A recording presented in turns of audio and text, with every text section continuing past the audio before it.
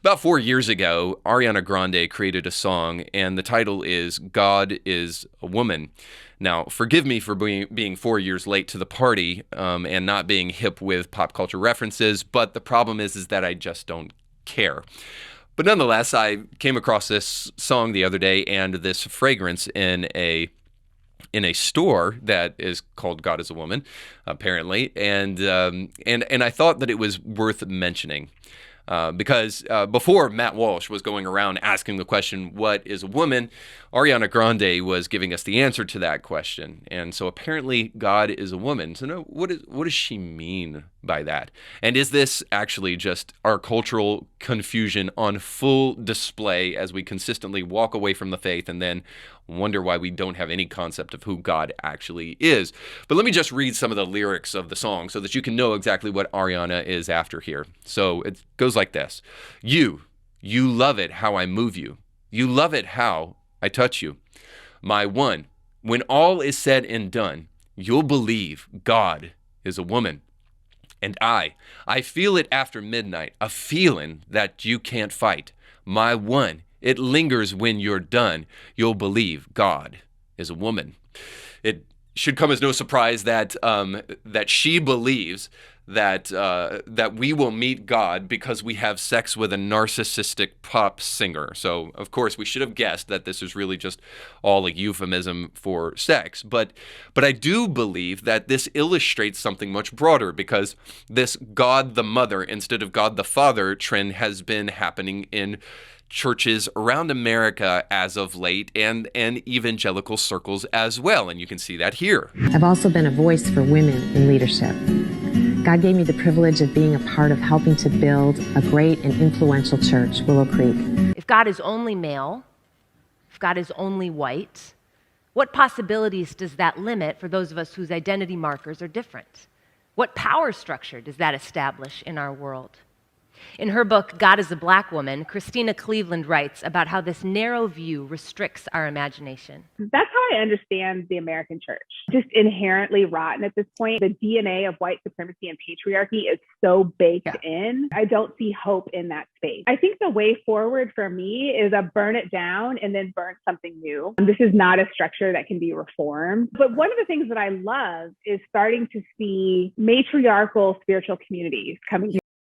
So based upon what you just saw, I think it's obvious. We live in a God-confused generation, which it's incumbent upon pastors to preach the Bible as a result of that. But I think that shows us a couple of things that need to be noted, especially as it pertains to manhood. And the first one is this, is that the culture, for the longest time, has thought that they wanted to malign traditional values and Christianity in particular because traditional masculinity is toxic. And, Christians are so judgy and they try to shove their religion down people's throat. You think about the Gandhi quote that I love their Jesus, but I hate their Christians. That's kind of loosely given anyway. But what we see from Ariana Grande and the God is a woman kind of trend is actually that the real problem was never with Christianity.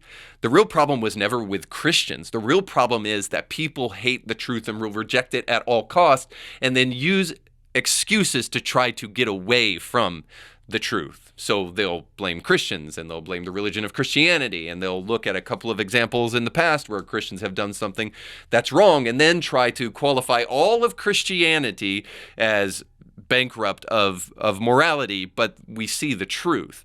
The truth is that our culture is becoming more and more morally bankrupt as we move further and further away from Christianity. So is it any wonder when we attempt to create God in our own image that actually God starts to look pretty pitiful and we start to do some pretty pitiful things?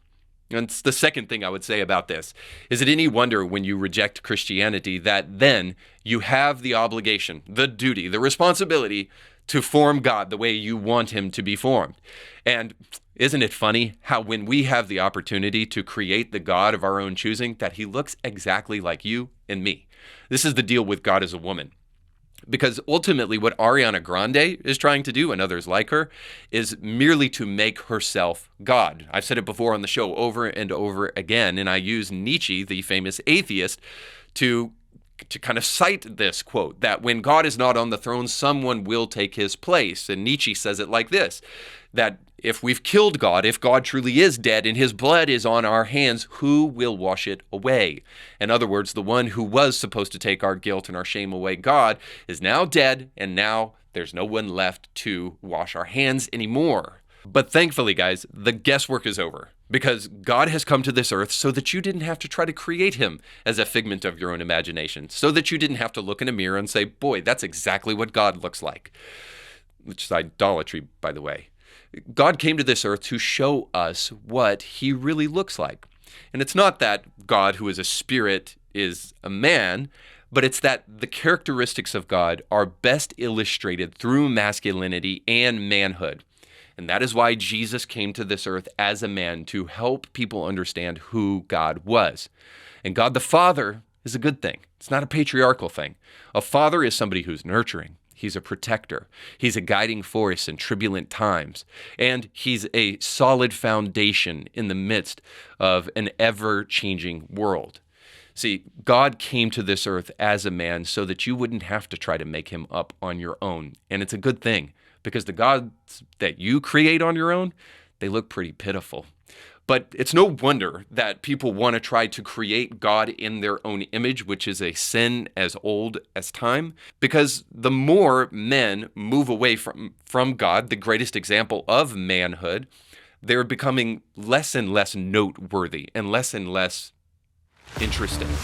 So you just got done watching a small excerpt of a much larger episode. You can find the link to that full episode down below in the description of this video. So you definitely need to check that out, because if you like that clip, you'll like the much larger episode. And while you're at it, don't forget to like, share, and subscribe, and click that little bell to be notified when great new episodes of Indie Thinker come your way. Thanks for watching.